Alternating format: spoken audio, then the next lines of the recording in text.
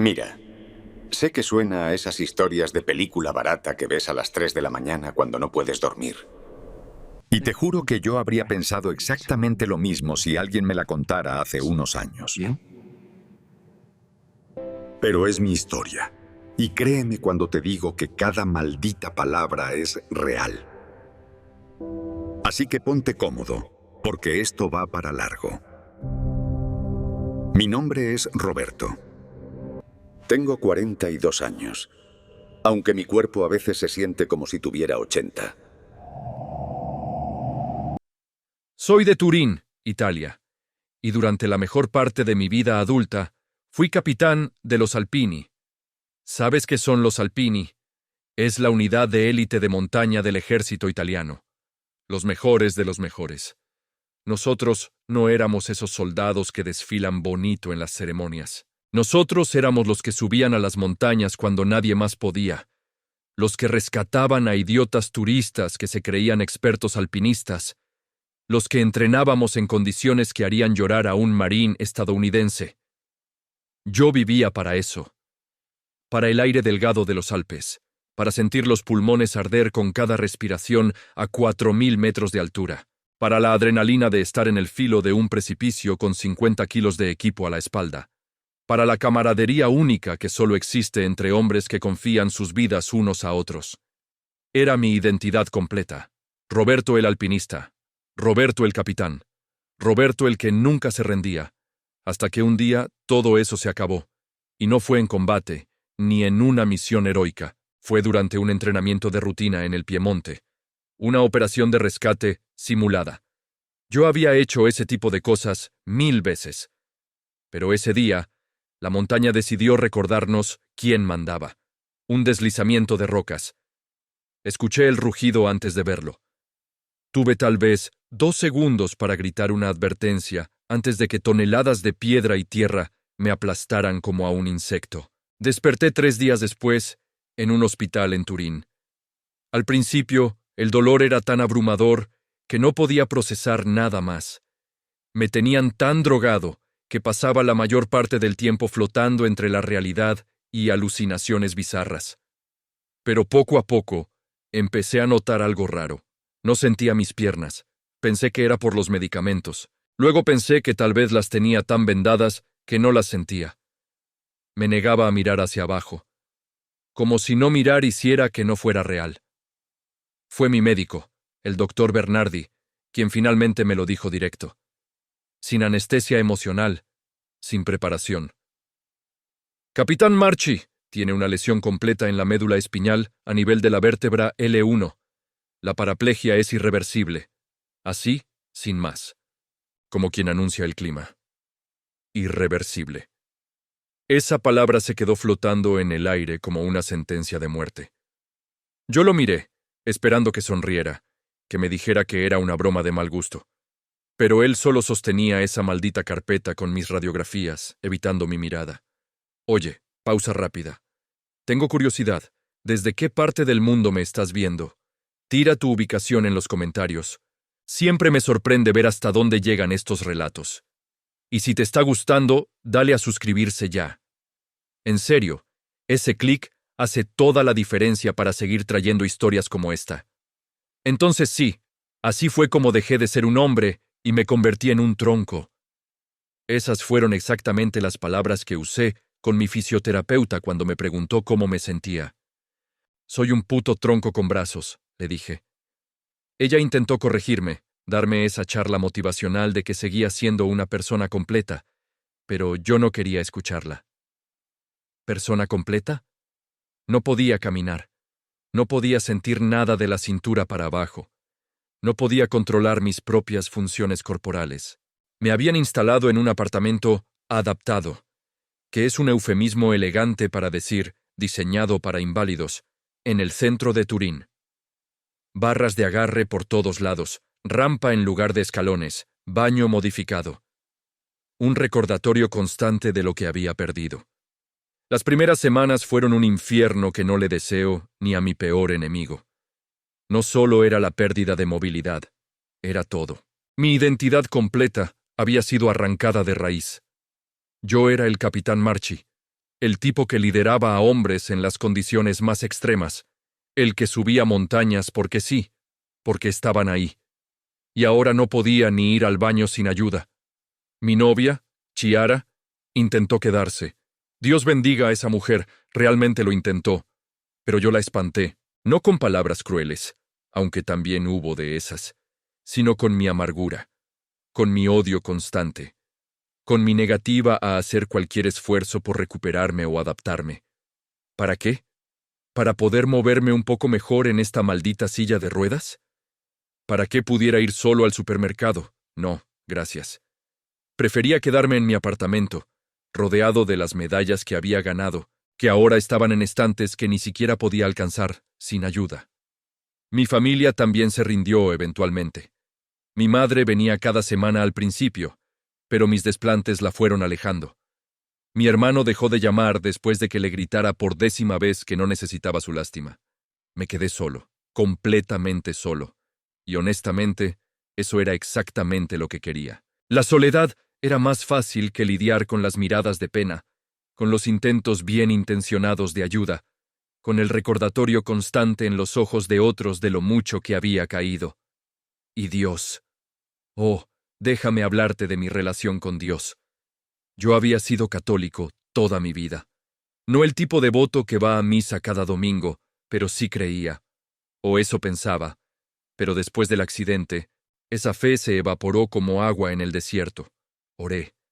Dios, cómo oré al principio. Le rogué, le supliqué, incluso intenté negociar con él. Dame solo un poco de movimiento, decía. No necesito correr maratones, solo poder estar de pie. Silencio. El techo blanco de mi habitación del hospital fue la única respuesta que obtuve. Luego la súplica se convirtió en rabia. Grité. Maldije. Le pregunté qué clase de Dios sádico permitía que un hombre dedicado a salvar vidas quedara así. Más silencio. Eventualmente, la rabia se enfrió en un resentimiento helado. Me convertí en uno de esos ateos amargos que te escupen estadísticas sobre el sufrimiento en el mundo para probar que no hay ningún ser benevolente ahí arriba. Y si lo hay, entonces es un hijo de puta. Esa era mi teología. Sofisticada, ¿verdad? Mi rutina se volvió mecánica. Me despertaba, me arrastraba a la silla de ruedas, había desarrollado brazos increíblemente fuertes por necesidad y hacía lo mínimo necesario para sobrevivir. 2 veces por semana, un servicio de transporte médico me llevaba al centro de rehabilitación. No porque quisiera rehabilitarme, sino porque mi seguro lo requería y necesitaba mantener los beneficios.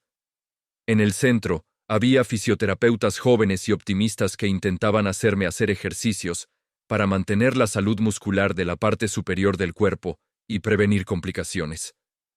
Yo los hacía sin ganas, contando los minutos para poder volver a casa, a mi apartamento oscuro donde podía estar solo con mi miseria. La sala de espera de ese centro de rehabilitación era particularmente deprimente.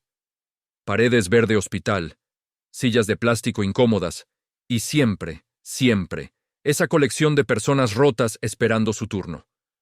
Amputados, parapléjicos como yo, gente con accidentes cerebrovasculares tratando de reaprender a hablar. Un catálogo viviente de tragedias. Yo me sentaba ahí, lo más alejado posible de todos, con auriculares puestos, aunque a menudo ni siquiera tenía música sonando. Solo quería que nadie me hablara. Fue en noviembre, un día particularmente gris y lluvioso, el tipo de día que hace que Turín parezca el lugar más deprimente del mundo, cuando todo cambió.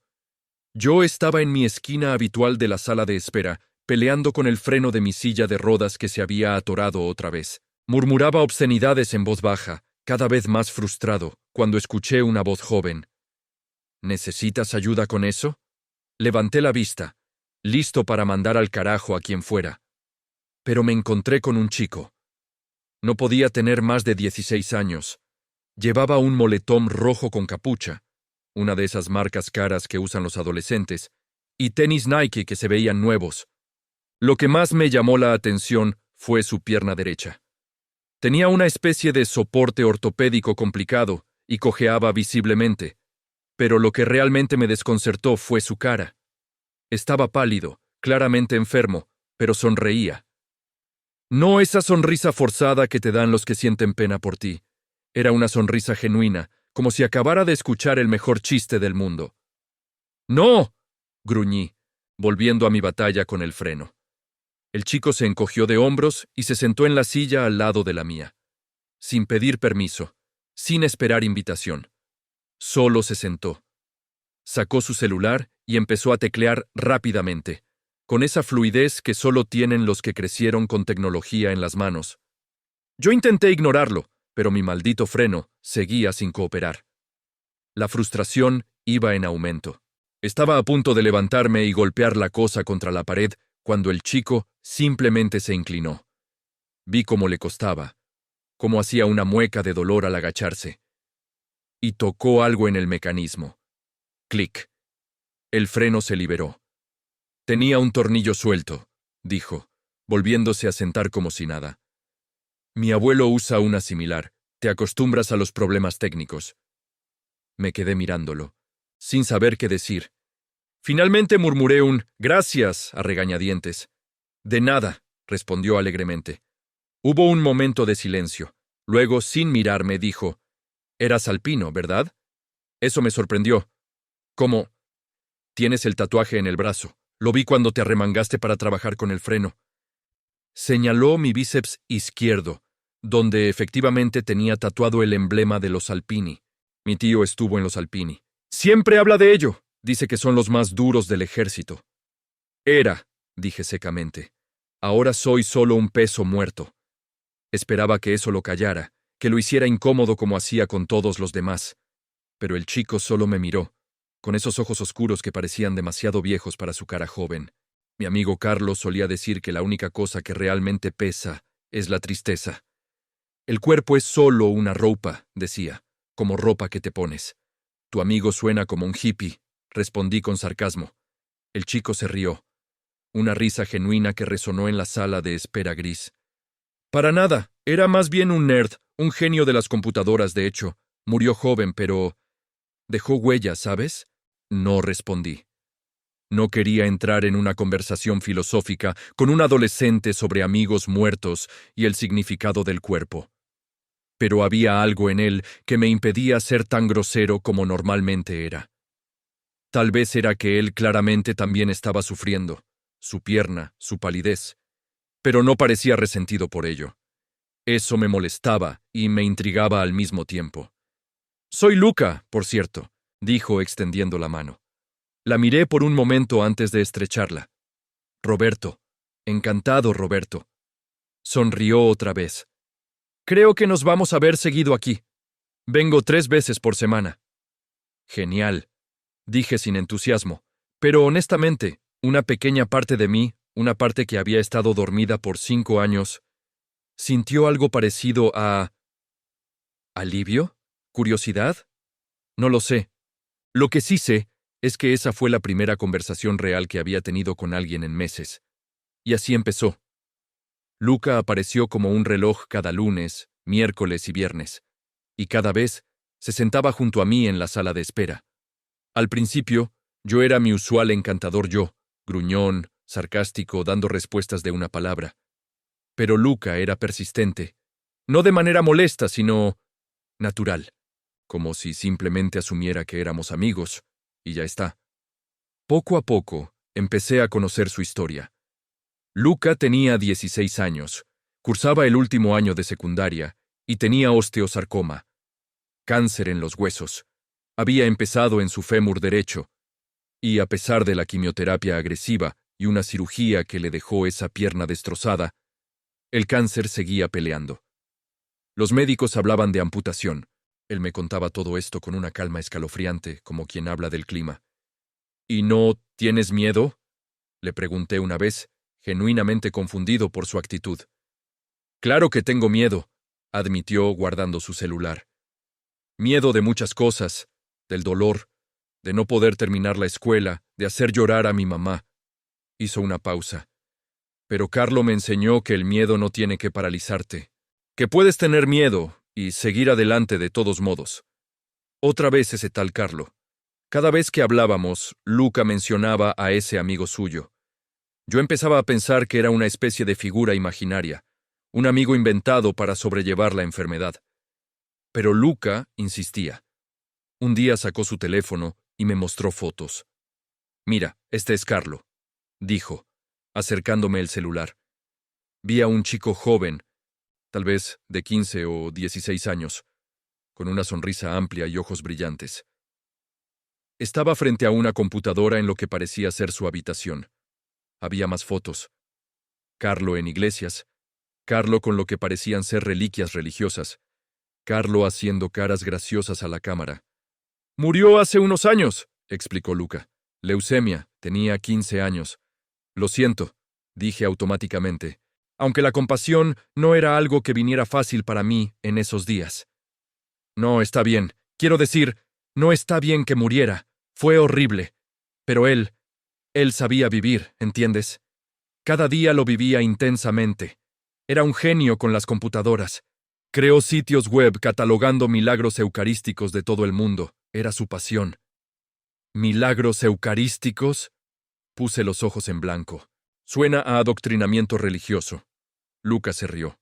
Carlo diría que investigar es lo opuesto al adoctrinamiento. Él verificaba todo, documentaba todo, era metódico, y decía que la Eucaristía era como una autopista hacia Dios, una conexión directa.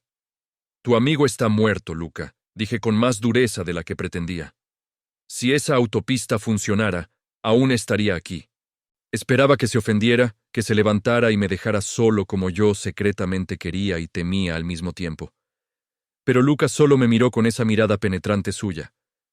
«Carlo está exactamente donde necesitaba estar», dijo suavemente. «Y creo que nos dejó aquí por una razón, a mí, a ti, a todos».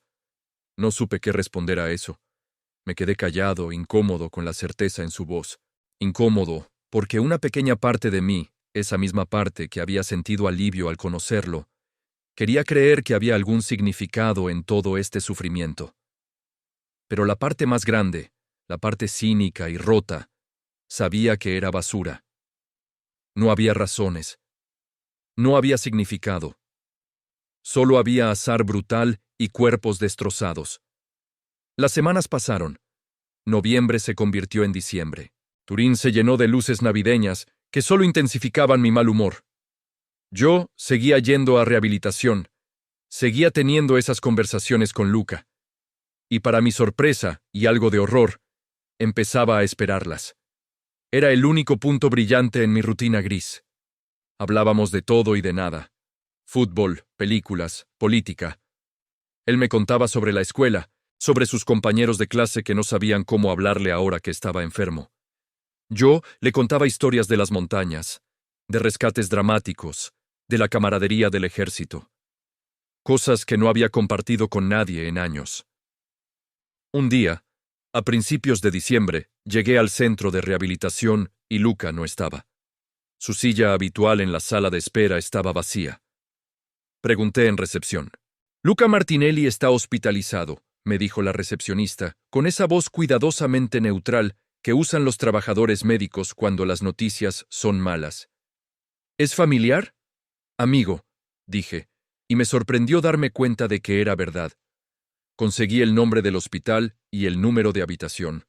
Esa noche, después de pelear conmigo mismo durante horas, llamé a un taxi adaptado y fui a visitarlo. El Hospital Molinet es uno de los más grandes de Turín. Navegar sus pasillos en silla de ruedas fue una pesadilla de ascensores lentos y pasillos estrechos. Pero finalmente llegué a la habitación 412. La puerta estaba entreabierta. Toqué suavemente. «Adelante», escuché la voz de Luca, más débil de lo habitual. Entré y casi me devuelvo de inmediato. Luca estaba irreconocible.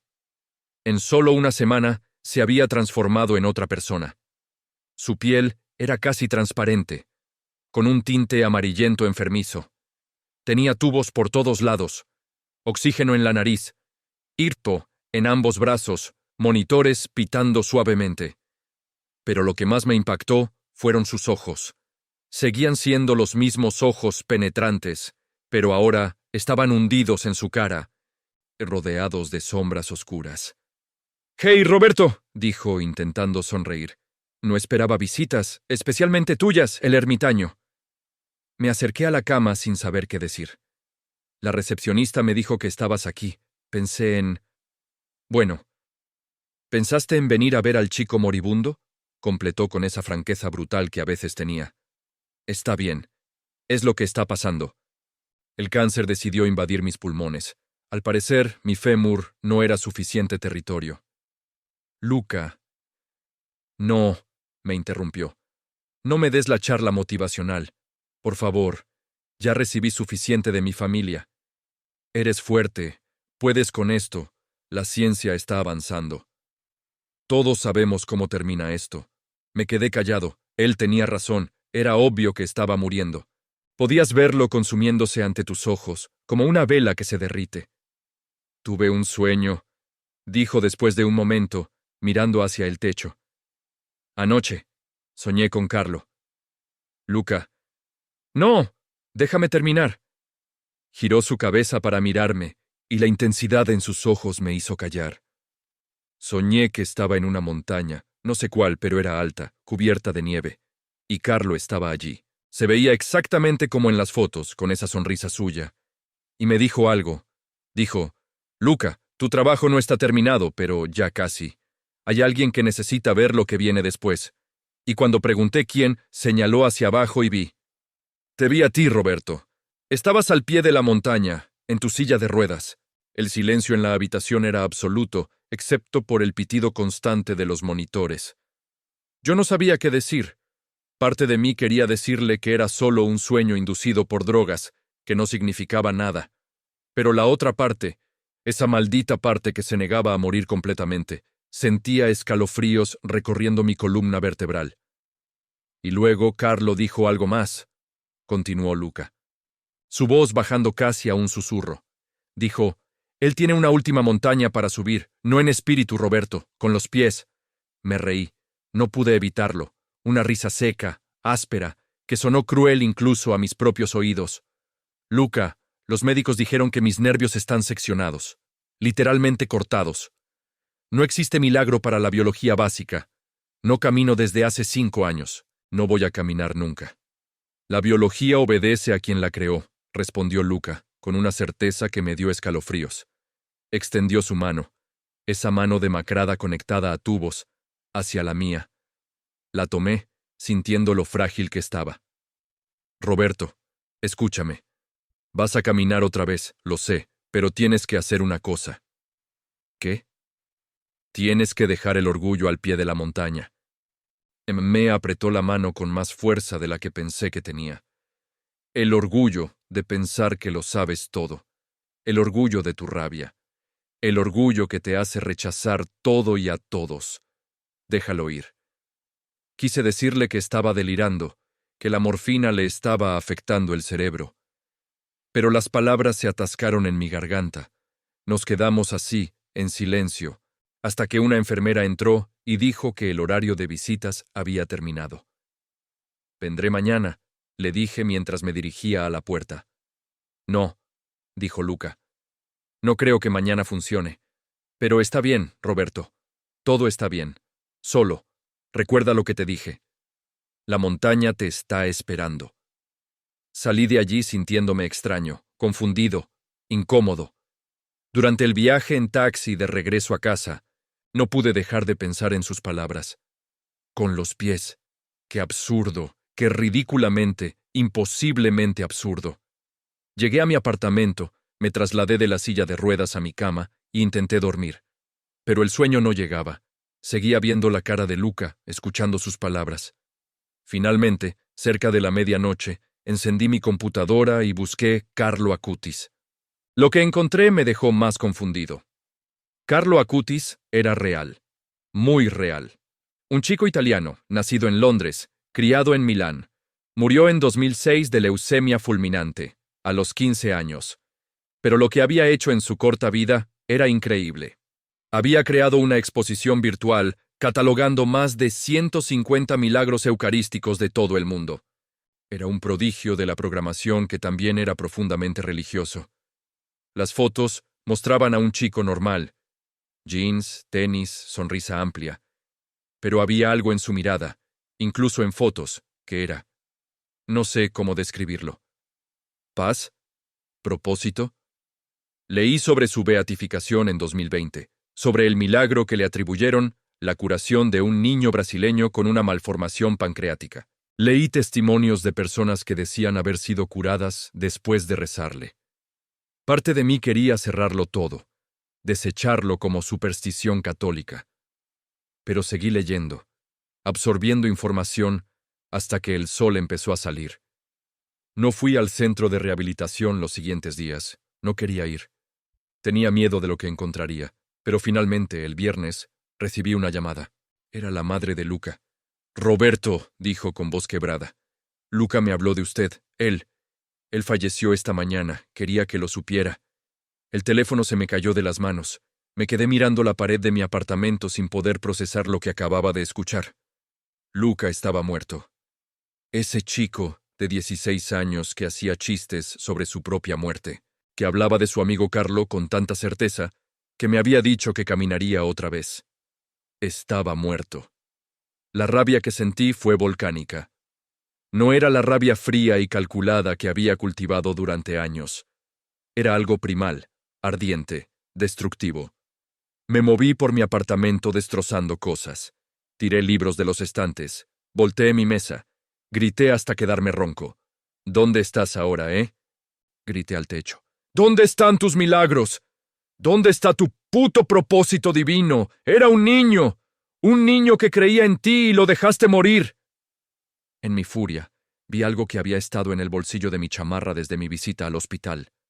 Luca me lo había dado cuando la enfermera no estaba mirando. Era una pequeña foto impresa, del tamaño de una tarjeta de oración. Mostraba a Carlo Acutis, sonriendo a la cámara, con texto en el reverso.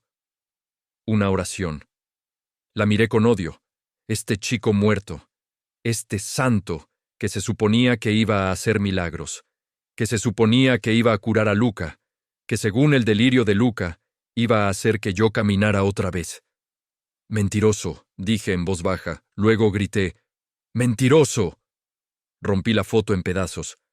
Los pedazos cayeron al suelo como confeti triste. Lloré. Por primera vez en 5 años, lloré. No esas lágrimas silenciosas de autocompasión que había derramado en mi cama. Lloré con sollozos profundos y desgarradores que salían de algún lugar antiguo en mi pecho. Lloré por Luca, por mí, por la injusticia absoluta de todo. Eventualmente, agotado, me arrastré a mi silla de ruedas y abrí una botella de vino. Luego otra. Bebí hasta que el apartamento empezó a dar vueltas, hasta que el dolor en mi pecho se adormeció un poco. Me quedé dormido en la silla, la cabeza colgando hacia un lado, la botella vacía rodando por el suelo. Desperté en la oscuridad total. Por un momento, no sabía dónde estaba. Mi cuello dolía por la posición en que había dormido. Tenía la boca seca, esa resaca espantosa empezando a instalarse. Iba a moverme cuando lo sentí. Calor. No el calor normal de una habitación, calor intenso, concentrado, como si alguien hubiera derramado agua hirviendo sobre mis muslos. Me quedé completamente inmóvil, sin respirar. Esto era imposible. Yo no debería sentir nada de la cintura para abajo, nada. Los doctores habían sido muy claros al respecto. Lesión completa, sin sensación, sin movimiento, punto final. Pero el calor estaba ahí, ardiente, real. Con manos temblorosas, encendí la lámpara al lado de mi silla. La luz inundó la habitación, haciéndome entrecerrar los ojos. Miré hacia abajo, hacia mis piernas. Esas piernas muertas que había odiado por 5 años. Esas piernas inútiles que no eran más que peso adicional. Estaban vibrando. No vibrando. Temblando. Pequeños espasmos musculares que recorrían los músculos atrofiados. Y las sentía. Dios, las sentía. Toqué mi muslo izquierdo con mi mano. Sentí mi propia mano sobre mi piel. Después de 5 años de nada, de vacío absoluto, sentí el contacto.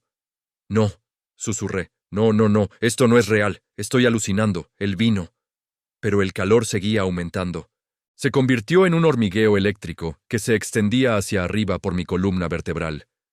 Doloroso. Dios, era tan doloroso. Como miles de agujas clavándose simultáneamente en nervios que habían estado dormidos durante años. Grité, no por angustia, sino por la intensidad abrumadora de la sensación. Y entonces, sin pensarlo, sin planearlo conscientemente, mi pie derecho se movió. Solo un poco. Un espasmo que hizo que mi tobillo girara unos centímetros, pero se movió, paré de respirar. Miraba mi pie como si fuera un objeto alienígena. Muévete, le ordené mentalmente. Muévete otra vez. El dedón del pie se flexionó. El mundo se detuvo. Todo, el tiempo, mi respiración, mi corazón, se detuvo en ese momento. Mi dedón se había movido. Yo lo había hecho mover. Muévete. Grité esta vez, enfocando toda mi voluntad, toda mi energía en mi pie. Los 5 dedos se movieron. Luego el tobillo rotó. Sentí músculos que no había sentido en medio década contraerse, débiles y temblorosos, pero respondiendo. Con lágrimas corriendo por mi cara, apoyé mis manos en los brazos de la silla de ruedas. Mi corazón latía tan fuerte que pensé que explotaría. «Puedo hacer esto», me dije. «Puedo». Hice fuerza. Empujé con mis brazos, intentando levantarme. Mis piernas temblaban violentamente, los músculos atrofiados por años de desuso apenas capaces de sostener peso. Pero estaban intentándolo. Estaban respondiendo. Me impulsé hacia arriba. Por un segundo, un glorioso, increíble segundo, estuve de pie. Mis pies tocaban el suelo. Sentía el peso de mi cuerpo distribuido en mis piernas. Luego, todo colapsó. Mis piernas cedieron como espagueti cocido. Caí hacia adelante, golpeando la mesita de café con todo mi peso. La madera se astilló. Objetos volaron por todos lados. Terminé en el suelo, enredado en los restos de la mesa, jadeando. Pero sentí todo. El impacto. El suelo duro bajo mis rodillas. El dolor agudo en mi espinilla donde me había golpeado. Dolor, glorioso, hermoso dolor. Me quedé ahí, en el suelo de mi apartamento destrozado, rodeado de los pedazos rotos de la foto de Carlo Acutis, llorando y riendo al mismo tiempo. Porque no importaba que hubiera caído. No importaba que mis piernas fueran débiles como las de un bebé. Lo que importaba era que había estado de pie. Después de 5 años de estar sentado o acostado, había estado de pie. Y sentí cada segundo de ello. El resto de esa noche fue un caos. Llamé al servicio de emergencias, aunque ni siquiera estoy seguro de lo que les dije. Algo sobre movimiento en mis piernas. Vinieron los paramédicos, me miraron como si estuviera loco.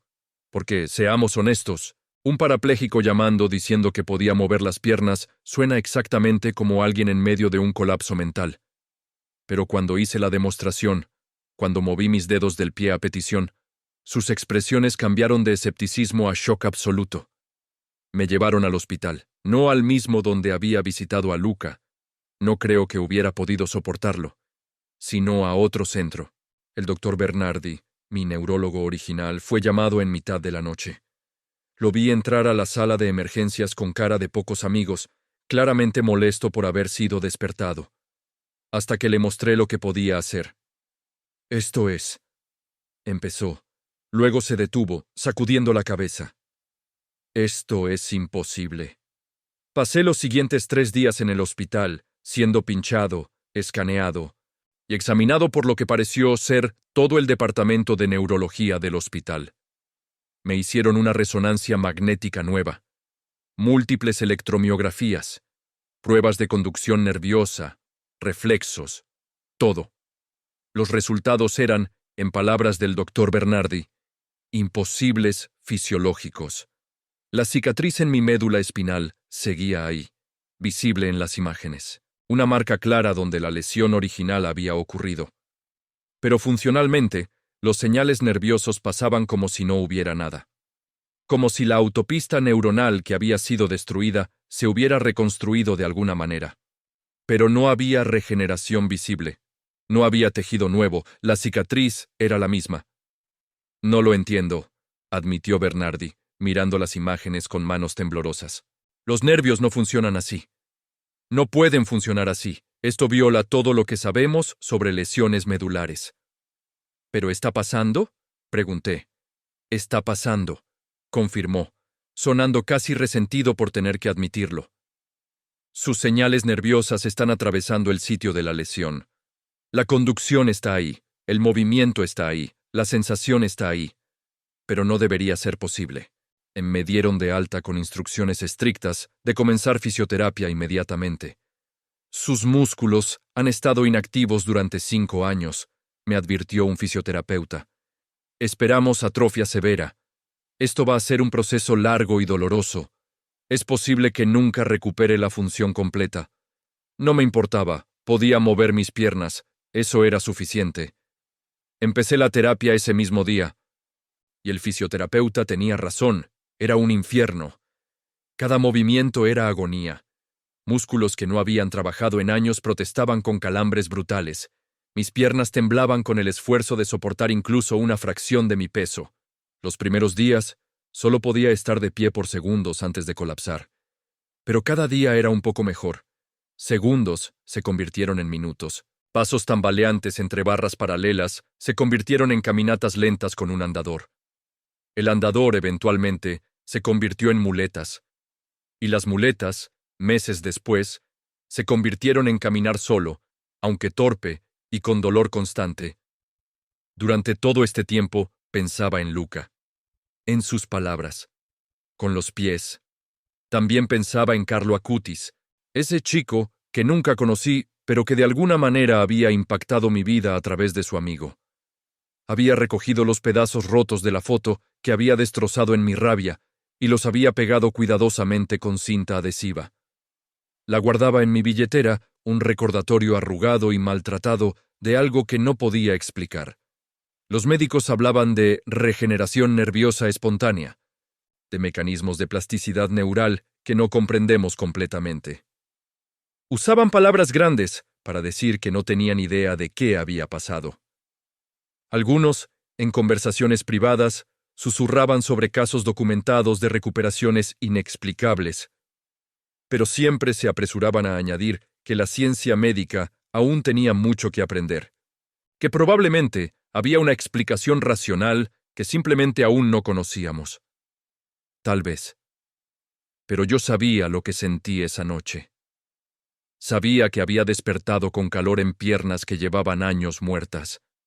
Sabía que esto había pasado horas después de romper esa foto, horas después de gritar mi rabia al cielo. Y sabía que Luca me lo había predicho días antes de morir. ¿Coincidencia? Posiblemente. Pero, si hay algo que el ejército me enseñó, es que cuando estás en la montaña y hay niebla, a veces tienes que confiar en la brújula incluso cuando tus ojos te dicen otra cosa.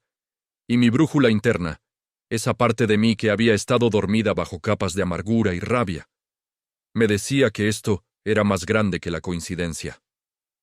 6 meses después de esa noche, estaba en un parque de Turín, caminando sin ayuda. Cojeaba, me dolía todo. Pero estaba caminando.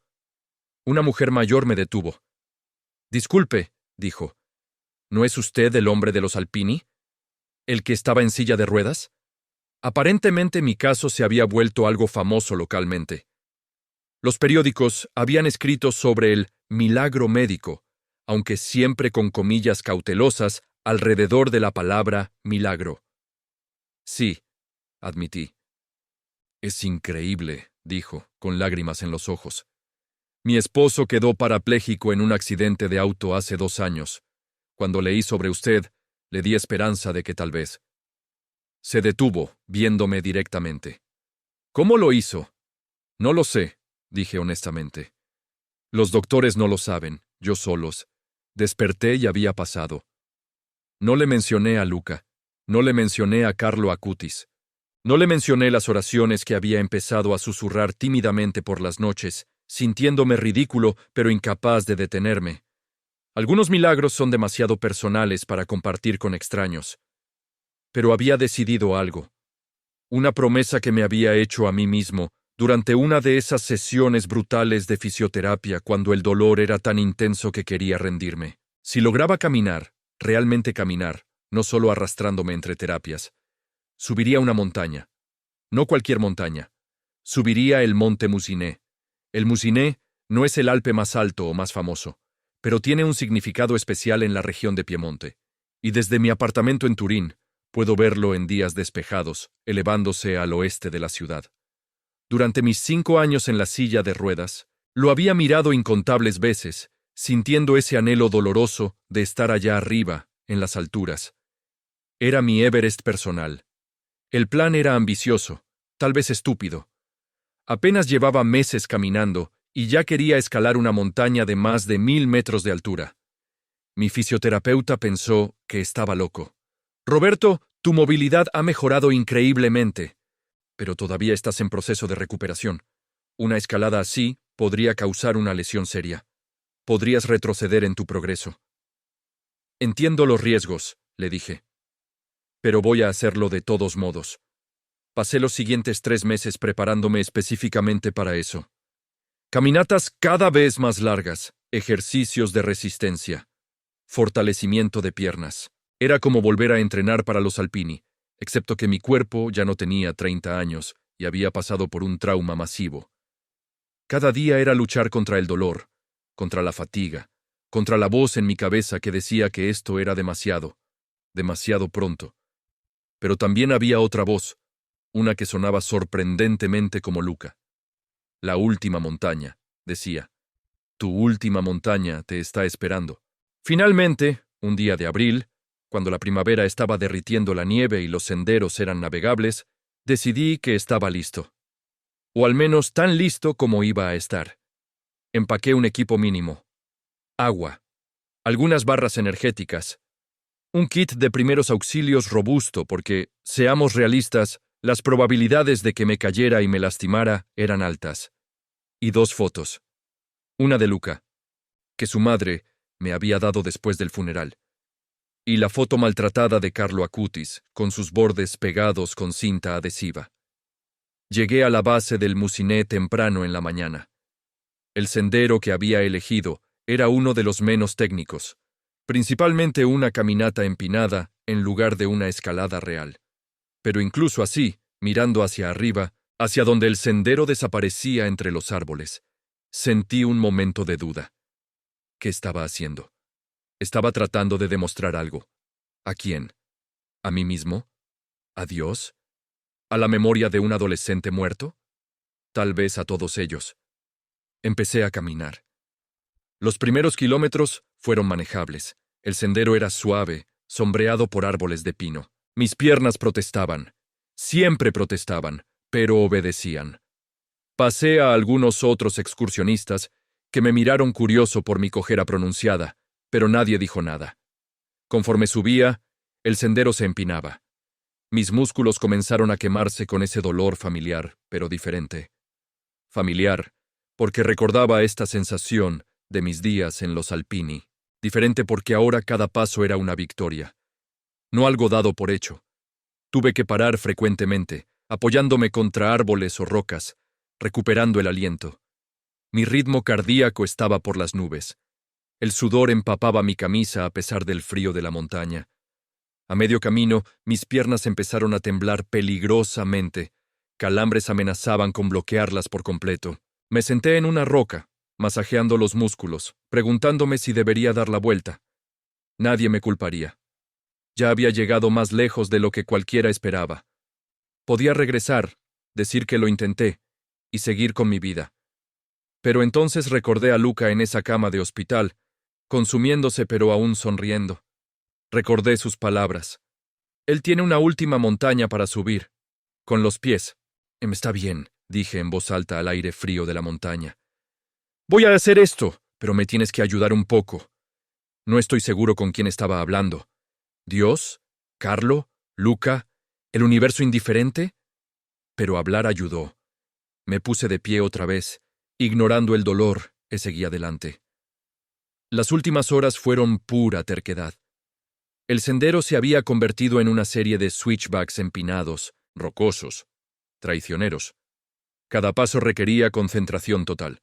Un pie mal puesto y podría caer, rodar montaña abajo, deshacer todo mi progreso. Pero seguí adelante. Un paso, otro más, contando cada uno como una pequeña victoria. Cuando finalmente llegué a la cima, el sol ya estaba alto en el cielo. Habían pasado 6 horas desde que empecé. Mis piernas eran gelatina. Cada músculo en mi cuerpo gritaba. Pero estaba allí, en la cima del monte Musiné. De pie, con mis propios pies. La vista era exactamente como la recordaba de mis años en los Alpini. El valle se extendía debajo, Turín visible como una mancha de edificios a lo lejos.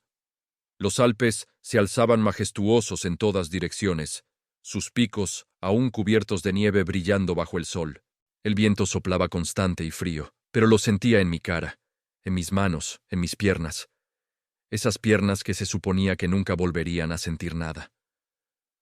Me senté en una roca cerca del marcador de la cumbre y saqué las 2 fotos.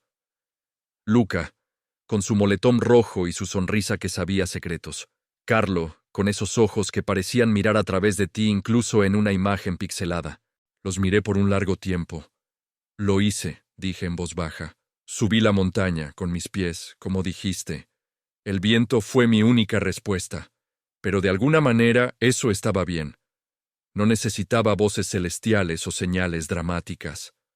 La señal era que estaba aquí, que mis piernas, que habían estado muertas, ahora me dolían con ese dolor dulce del esfuerzo físico, que podía sentir cada piedra bajo mis botas, cada ráfaga de viento en mi piel. Cavé un pequeño hueco entre las rocas cerca de la cumbre. No profundo. El suelo rocoso no lo permitía, pero suficiente. Coloqué las 2 fotos adentro, protegiéndolas con piedras planas. Mi propio pequeño altar improvisado al misterio, a lo inexplicable, a todo lo que la ciencia aún no puede cuantificar. Gracias, dije, sin especificar a quién. Tal vez a Luca por su amistad cuando más la necesitaba, a Carlo por lo que sea que hizo o no hizo, a Dios, si estaba escuchando, a mi propio cuerpo por no rendirse, a todos ellos. Me quedé en la cumbre durante 1 hora más, simplemente sentado, dejando que la realidad de lo que había logrado se asentara. 5 años atrás, me habían dicho que nunca caminaría otra vez. Los doctores habían sido definitivos, los escáneres habían sido claros, el pronóstico había sido irreversible. Pero aquí estaba. El descenso fue, en muchos sentidos, más difícil que la subida. Mis piernas estaban completamente agotadas. Cada paso hacia abajo enviaba ondas de dolor por mis rodillas y muslos. Me caí 2 veces. Caídas controladas donde logré no hacerme daño grave, pero caídas al fin. Para cuando llegué de vuelta a la base, el sol estaba poniéndose y yo estaba al límite del colapso físico. Un oficial de rescate de montaña que estaba revisando el sendero me vio tambaleándome hacia el estacionamiento. «Señor, ¿está bien?» «Sí», jadeé, apoyándome pesadamente en mi auto. Solo, cansado. «¿Subió al Musiné?» «Sí». Me miró con evaluación profesional. «¿Solo?» «Solo». Eso es. Impresionante. La mayoría de la gente lo hace en grupos. Y usted parece. Se detuvo, sin saber cómo señalar cortésmente mi obvia discapacidad física. «Estoy en recuperación de una lesión de médula espinal», dije. «Esta es mi primera montaña desde el accidente». Sus ojos se abrieron. «¿Lesión de médula espinal? ¿Y subió el Musiné?» «Sí, nos quedamos ahí por un momento, él claramente sin saber qué decir. Finalmente extendió su mano. Eso es extraordinario, señor, verdaderamente». Estreché su mano, sonriendo a pesar del agotamiento. Tenía que hacerlo, una promesa. Bueno, esa fue toda la historia. Dime una cosa. ¿Valió la pena quedarte hasta el final? ¿Hubo algo que te tocó especialmente? Escríbeme, me leo todos los comentarios. Y si aún no estás suscrito, ¿qué esperas? Únete a esta comunidad donde compartimos experiencias reales que no te dejan indiferente. Eso fue hace 2 años. Hoy, todavía camino con una cojera. Probablemente siempre lo haré. Mis piernas no son lo que eran, nunca lo serán, pero funcionan. Siento cada paso. Y cada mañana cuando me levanto de la cama, sin necesidad de una silla de ruedas, es un milagro nuevo. ¿Fue realmente un milagro? Los doctores siguen sin tener respuestas satisfactorias. Hablan de regeneración nerviosa, de neuroplasticidad, De casos raros pero documentados de recuperación parcial. Tal vez tengan razón. Tal vez mi cuerpo simplemente encontró una manera, contra todo pronóstico, de repararse a sí mismo. La naturaleza es increíble así. Pero yo sé lo que siento. Sé que pasé 5 años sin poder mover un solo músculo debajo de mi cintura. Y luego, en una noche, todo cambió. Sé que un adolescente me predijo que caminaría días antes de su muerte. Sé que hay cosas en este universo que la ciencia aún no puede explicar completamente. Creo en milagros ahora, no de la manera simple y directa que tal vez esperarías. No creo que Dios funcione como un genio, concediendo deseos. Si así fuera, Lucas seguiría vivo. Todos esos niños con cáncer seguirían vivos. El mundo no estaría lleno de sufrimiento inexplicable. Pero creo que hay misterio, posibilidad, cosas que suceden en los márgenes de lo que entendemos. Y creo que a veces, no siempre, no de manera predecible, pero a veces, algo más grande que nosotros interviene de maneras que no podemos explicar. Tal vez Carlo Acutis tuvo algo que ver. Tal vez fue solo la fe de Luca, tan pura y cierta, que de alguna manera afectó la realidad. Tal vez fue mi propio cuerpo, luchando por sanar de maneras que la medicina aún no comprende. Tal vez fue una combinación de todo eso y de cosas que ni siquiera puedo empezar a imaginar. Lo que sé con certeza es esto. La desesperación no es el final. Los diagnósticos no son sentencias de muerte inmutables.